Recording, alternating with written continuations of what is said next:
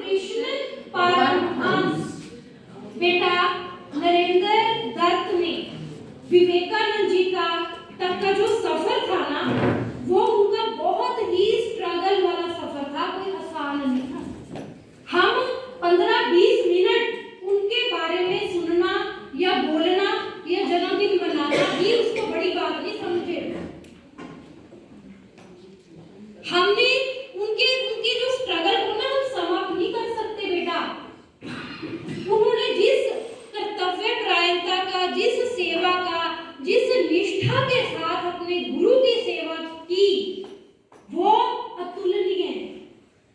पूरा घर बार एक देखो 25 ईयर का नौजवान और बहुत अच्छी विलक्षण प्रतिभा के मालिक थे वो भी आपके नौजवानों की तरह कहीं भी घूमना फिरना, मोबाइल चलाना, जो मर्जी करना कर सकते थे। लेकिन उनके अंदर एक जो थी ना कि मैं एनलाइटनमेंट को कैसे अटेन करूं, अपने अंदर के आत्मज्ञान को कहां से प्राप्त करूं। सबसे पहले बेटा वो ब्रह्म समाज गए, वहां से उनको जो वो चाहते थे वो नहीं मिला। देन फिर वो रामकृष्ण परमहंस जी के पास गए, तो उनके मन में बहुत सारे सवाल थे। तो उन्होंने सोचा कि मैं इनके साथ वाद विवाद में, इनको ये वो दिखने में बहुत ही कोमल थे, बहुत सिंपल, ऐसे लगता था जैसे कोई विक्षिप्त जो है सेठ सामने खड़ा हो। तो स्वामी जी कहते हैं, उनके अगर आप जीवनी पढ़ते हैं तो कहते कि मैंने लगा कि मेरे एक प्रश्न से ही मैं इनको धराशाही कर दूंगा। लेकिन जैसे ही उन्होंने मुझे देखा तो उन्होंने कहा, मेरा नाम पुकार के कहा, आ गए तुम?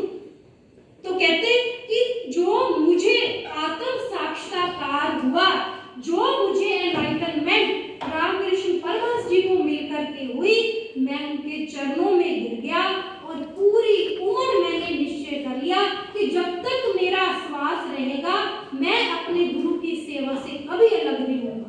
कैन यू बिलीव बेटा कि किसी वो एंड वाली स्टेज में ना, उनकी स्टेज बहुत ज्यादा, वो कैंसर से पीड़ित हो गए थे एंड उनके जो है कह लो कि वो उनकी हालत ऐसी थी कि बाकी के जो आसपास के उनके इवन जो ब्रदर थे, जो बाकी के कजन थे या बाकी के जो जने थे उस वहां पे मठ में रहते थे, वो भी उनके पास नहीं फटकते थे। लेकिन वो अपने गुरु की सेवा करना उन्होंने परम सौभाग्य समझा बेटा। और वो आपने सबने अपने